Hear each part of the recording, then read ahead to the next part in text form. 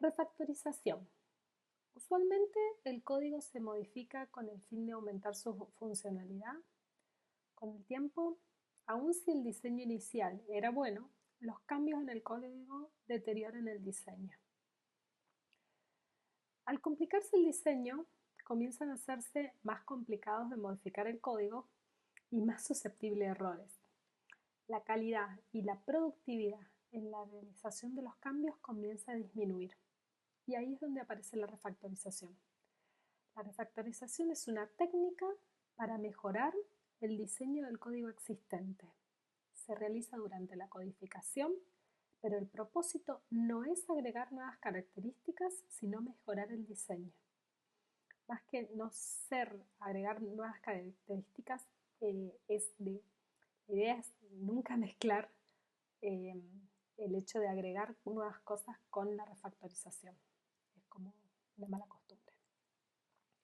El objetivo de la refactorización no es corregir bugs, tampoco. Se aplica a código que ya está funcionando y es muy usado en lo que es el Extreme Programming, y fíjense que ya lo nombramos en el Test Driven Development, que cuando el desarrollo está dirigido por tests. La refactorización es la tarea que permite realizar cambios en el programa con el fin de simplificar y mejorar su comprensión, es decir, de hacerlo más testeable y mantenible, sin cambiar el comportamiento observacional de este. Es decir, que la estructura interna del software va a cambiar, pero el comportamiento de él tiene que remain the same, quedar igual. El objetivo básico es el de mejorar el diseño plasmado en el código, y no es lo mismo que mejorar el diseño durante el proceso de diseño, son como cosas totalmente separadas. Existen conceptos básicos eh, que si bien son los mismos que decíamos cuando un diseño era bueno, y son los que cuando vemos que ya el diseño empieza a tener esas falencias es porque es necesaria una refactorización. Dado que el fin es mejorar el diseño, la refactorización intenta lograr uno o más de los siguientes casos: reducir acoplamiento, incrementar cohesión o mejorar la respuesta del principio abierto y cerrado. Cualquier modificación del código con el fin de llevar a cabo cualquiera de esas tres mejoras no debería cambiar el funcionamiento del sistema. La refactorización se realiza durante la codificación y generalmente está asociada a un requerimiento de cambio. Sin embargo, no es bueno, como ya lo nombré, mezclar codificación normal con refactorización. Los cambios por refactorización se realizan separadamente de la codificación normal. El principal riesgo de realizar una mejora en el código es que se puede romper el funcionamiento existente. Por eso mismo, en general, se trata de no agregar nuevas características al código al refactorizar. Para disminuir esta posibilidad, lo ideal es hacer refactorizaciones de a pequeños pasos y de disponer de scripts para los tests automatizados para testear las funcionalidades existentes. Es decir, la idea es que todo lo que se testeó previamente y se sabe que anda bien, debe ser chequeado de vuelta post la refactorización o post cada uno de estos pequeños pasos de la refactorización, de tal manera de asegurarnos que todo lo que andaba bien sigue andando bien. Esto permite identificar los errores más fácilmente, es decir, el hecho de hacerlos en pequeños pasos, porque puede suceder que en uno de estos pequeños pasos, al correr de vuelta los scripts del test, nos demos cuenta que hay algo que, que se ensució o algo que anduvo mal. El hecho de hacer los test, de tener los tests automatizados facilita la verificación de que si el comportamiento externo se preserva o no. La refactorización permite que el diseño del código mejore continuamente en lugar de degradarse con el tiempo. El código extra de la refactorización se recupera en la reducción de los costos de los cambios No es necesario tener el diseño más general desde el comienzo, se puede elegir diseños más simples. Hace más fácil y menos riesgosa la tarea del diseñador, porque nos permite pensar de que a futuro puedo mejorar las cosas. Vamos a ver un ejemplo. Este es un sistema para producir el certificado analítico de un alumno. El estudiante toma un curso y escribe una tesis. El sistema puede verificar si el alumno completó los requerimientos de graduación e imprime el resultado junto con sus calificaciones. El alumno puede ser de grado o de posgrado. Los requerimientos de graduación difieren que si es de grado o si es de posgrado, en la cantidad de cursos y los requisitos de tesis.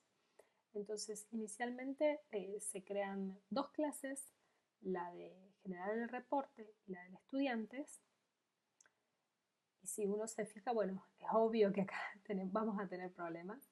Toda la lógica de la impresión está en este solo método. Esto incrementa el acoplamiento y reduce la cohesión. Obviamente, la cohesión de la clase estudiante es rara, tiene como muchos preconceptos. Entonces, la primera refactorización que se hace es separar el estudiante y los cursos que toma ese estudiante. En este caso se mejora la cohesión creando una nueva clase que es la curso, y la relación entre el estudiante y el curso se establece a través de una clase que es curso tomado. Ese estudiante ha tomado a tal curso. Los arreglos se convierten en objetos y se elimina la redundancia de los cursos. Esa es como que diría, la primera mejora que hemos obtenido a partir de esta primera refactorización. Después se hace una segunda refactorización, donde se crea una clase DOV que mejora la cohesión y flexibiliza los datos para poder reusarse. Fíjense que acá tenemos todos los datos de alguna manera numéricos. Y lo principal que se hace en esta segunda refactorización es la división del report a printear, ¿no? La responsabilidad de la impresión se distribuyó en donde reside esa información, y esto reduce claramente el acoplamiento. Pero seguimos teniendo esto que lo venimos arrastrando desde el principio, que de alguna manera es un flag. Si ustedes se acuerdan, habíamos dicho cuando definimos al principio, como quien diría que si en algún momento teníamos que mandar información de flag de control, podía querer decir que ese módulo no tenía buena cohesión. Entonces, con ese flag se está violando aún el principio abierto cerrado. Si se agrega otra clase, se debe cambiar el código. Entonces, acá tenemos una nueva refactorización donde se generaliza con una clase estudiante y se separa en dos subclases. Y entonces acá impedimos la obtención del flag, es decir, uno se puede comunicar, le pide el reporte al estudiante, pero el estudiante es en realidad uno de los dos, o es undergraduate o es, bueno, de grado. Entonces, esa división, y que en algún momento acá está representada con una herencia, nos permite mucho mejor el principio de abierto y cerrado, ¿no? Existen lo que se llaman malos olores o cosas que uno va viendo en el código con el tiempo y que nos llevan a pensar que vamos a necesitar una refactorización. Los malos olores son signos fáciles de localizar en el código que indican la posibilidad de la necesidad de refactorización. No garantizan que sea realmente necesario, son solo para tenerlos en cuenta. Se necesita hacer un análisis caso a caso para ver si realmente vale la pena hacer una refactorización para acá. Piensen que de alguna manera se está parando la producción porque existen estos malos olores. Entonces es importante analizarlos correctamente. Lo primero sería código duplicado. Es muy común, la misma funcionalidad aparece en lugares distintos. El cambio de esta funcionalidad será complicado. Métodos largos, y eso también ya lo podemos haber visto cuando hacíamos las métricas, que habíamos visto antes. Podría estar tratando de hacerse demasiadas cosas. Clases que sean muy grandes. Puede estar encapsulando muchos conceptos y por ende no ser lo suficientemente cohesiva. Listas largas de parámetros. Las interfaces complejas son indeseables, habría que reducirla. Fíjense que siempre estamos hablando de todas esas características que describimos en lo que era bueno y era malo con respecto a la cohesión y el acoplamiento en funcional y en objetos en los dos. Sentencias switch, podría no estar usando herencia. Si es así, el switch similares se repetirían en otros lugares. Generalidad especulativa, la subclase es la misma que la superclase. Y habría que analizar si era correcto crearlas o no. Demasiada comunicación entre dos objetos, a ver qué tanta cohesión hay entre ellos. Encadenamiento de mensajes, un método llama a otro, que llama a otro, etc. Va a haber mucho acoplamiento y bueno, analizarlo. Las refactorizaciones más comunes son estas tres que se mencionan ahí: métodos, clases y jerarquía de clases. Hay muchas formas de mejorar el diseño de un programa. Existen catálogos que se extienden bastante tratando de explicar, pero mejorar el diseño se enfoca en estas tres características en general. Siempre con el objetivo de mejorar el acoplamiento, la cohesión y el principio abierto cerrado. Fíjense que acá nos estamos refiriendo a un diseño orientado a objetos. Bueno, con respecto a las mejoras de métodos, tenemos que se realiza si el método es demasiado largo.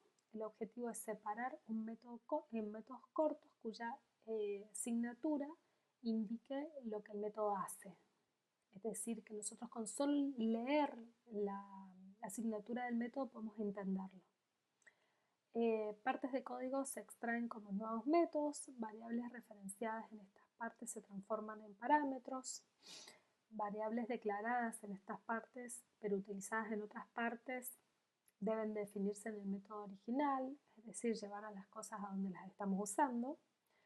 También se realiza si un método retorna un valor y también cambia el estado de un objeto. Es decir, está haciendo dos cosas a la vez y lo ideal es separarlas. Agregar o eliminar un parámetro. Para simplificar las interfaces donde sea posible, agregar solo si los parámetros existentes no proveen la información que se necesita y eliminar si los parámetros se agregaron originalmente pensando en el por las dudas. Lo ideal es, como ya los dijimos, que los parámetros sean los mínimos posibles. Con respecto a las mejoras de clase, tenemos el desplazamiento de métodos. Mover un método de una clase a otra se realiza cuando el método actúa demasiado con los objetos de la otra clase. Inicialmente puede ser conveniente dejar un método en la clase inicial que delegue hacia el nuevo. Fíjense, eso de alguna manera es lo que se hizo en una de las refactorizaciones cuando dividimos el print. Y entonces lo que hacemos es que cuando queremos printear, llamamos a los print de donde está cada cosa. Si desplazamiento de atributos, si un atributo se usa más en otra clase, moverlo a esta. Esto mejora cohesión y muchas veces acoplamiento.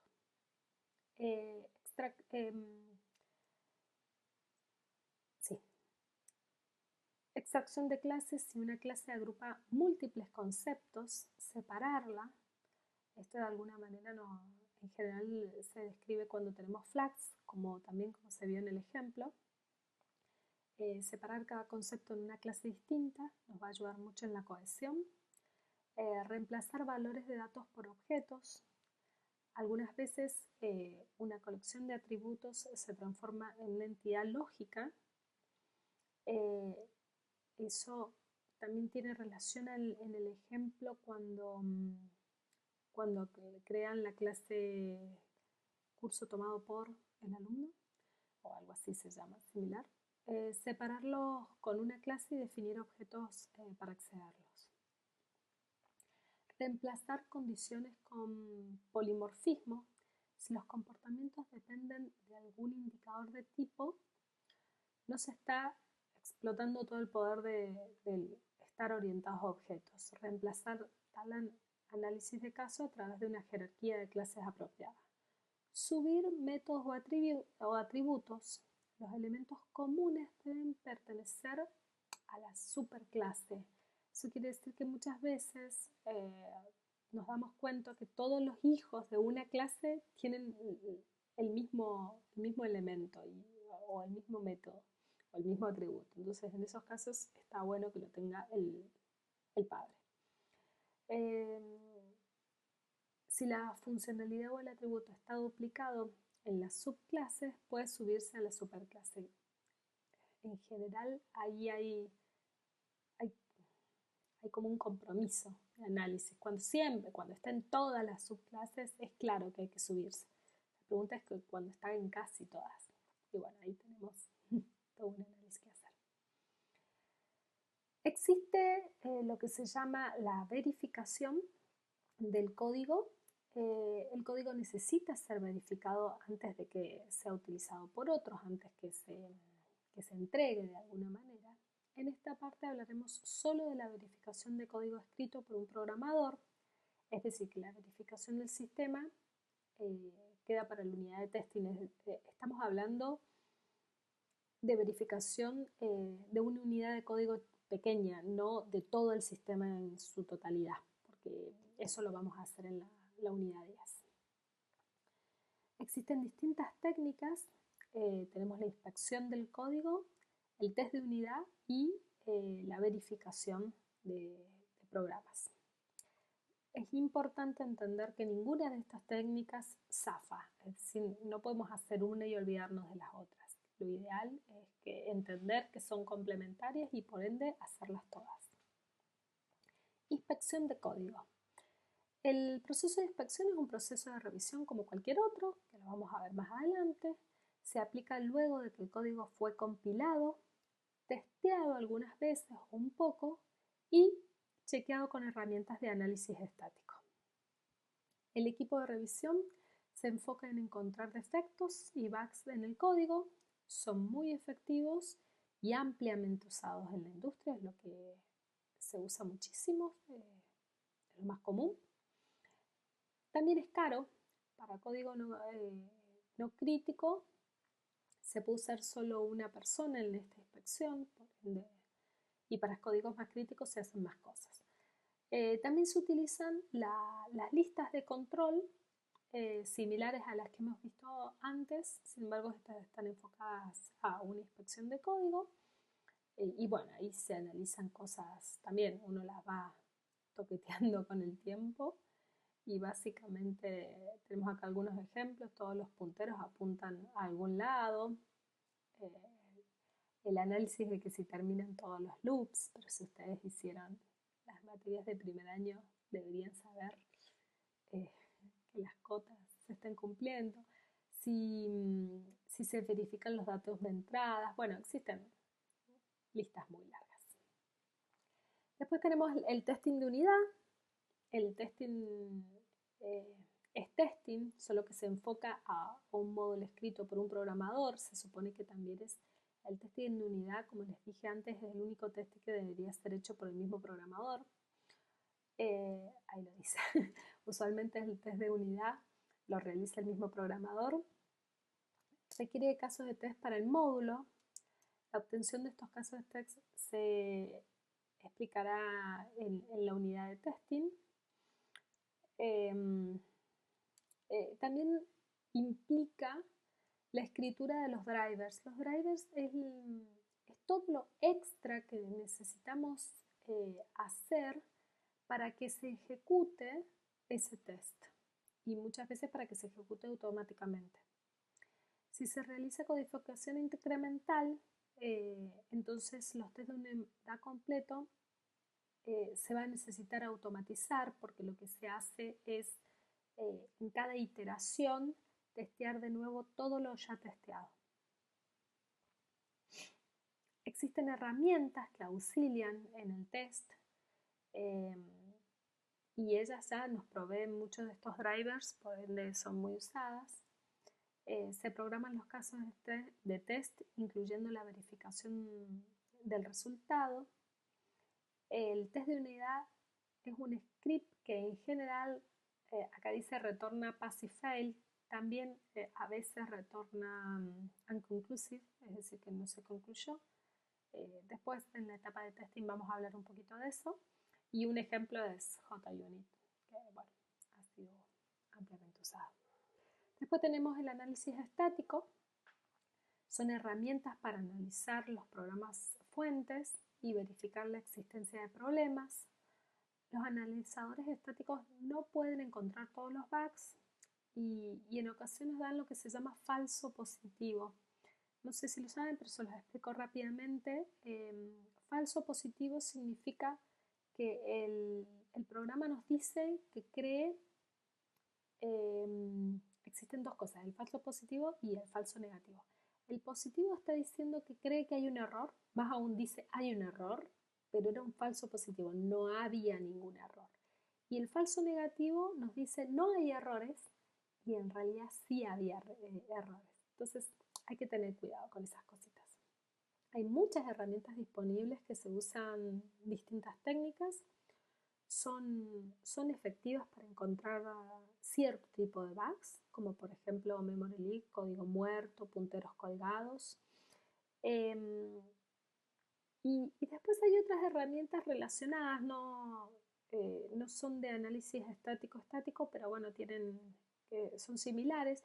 También van a hablar mucho de esto en Ingeniería 2 y una de esas son los model checking, como Java Pathfinder, SLAM, etc. Y existen herramientas que se llaman de análisis dinámico, que hacen recorrido.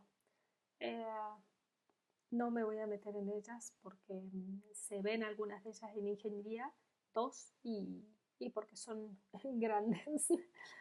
Sepan que existen, eso es lo importante. Después están los métodos formales.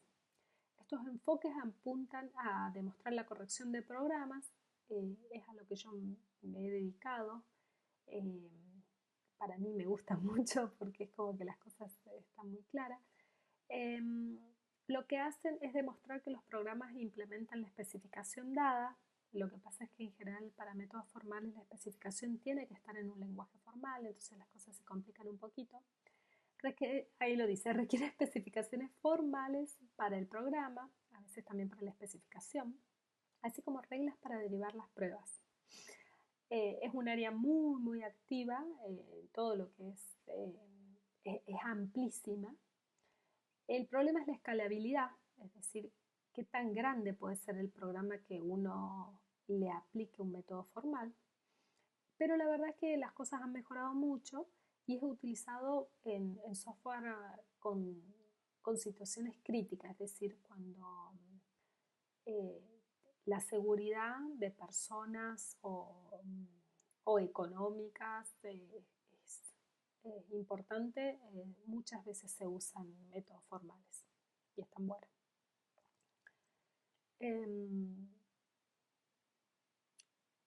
Bueno, también ustedes ya han visto lógica de Hoare, wiki precondition, etc. ¿no? No sé, por eso no lo pongo, no sé de quién es esta frase, pero me encantó. Cuando la vi dice, el buen código es invisible. Fíjense que cuando ustedes van a un lugar y piden algo y todo anda bien, ni analizan ni piensan que si ahí atrás había código. Sin embargo, cuando las cosas andan mal, ¡ay, se cayó el sistema! O bueno, mil cosas, mil expresiones, alguna de ellas bastante ridículas, se escuchan. Y uno ya pasa a ser consciente de que en ese lugar está usando o requirió de código. Un ejemplo, la vajilla. uno prende la vajilla y es feliz y se va. Ahora cuando la vajilla muestra un código de error, uno dice, oh, algo anduvo mal. Bueno, me gustó muchísimo y me gusta que analicen este concepto, ¿no? Que el buen código debería ser invisible. Esto es para que se diviertan. Las sleeping position, muchos de los programadores. Y por último les dejo lecturas complementarias, fundamental, no es opcional, capítulo nuevo del Jalote. Opcional, pero sumamente recomendado, el Clean Code, que ya un compañero pasó el link, existe a continuación. Y después dejo links bueno, de los estándares, de los controles de código fuente, de refactorizaciones y de análisis estático, opcionales por si quieren leerlo. Espero que hayan disfrutado.